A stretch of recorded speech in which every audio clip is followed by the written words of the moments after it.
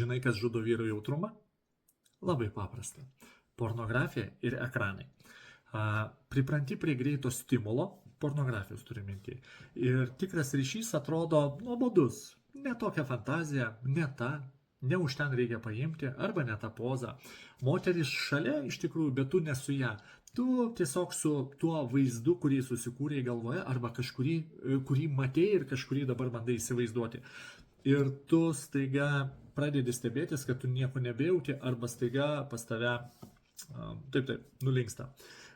Ribok ekranus, atsisakyk pornografijos, grįžk į kūną, jautrumas yra iš tikrųjų nesilpnumas, jautrumas yra pojūčiai, jautrumas ir pojūčiai yra tavo jėga. Daugiau apie tai kalbu savo maratonė vyrams, stipresnė, geresnė erekcija per 90 dienų savo grupėje Telegrame. Prisijunk ir tu, jeigu nori sužinoti daugiau, nebūtina dalyvauti, gali skaityti, stebėti, dėtis į galvą.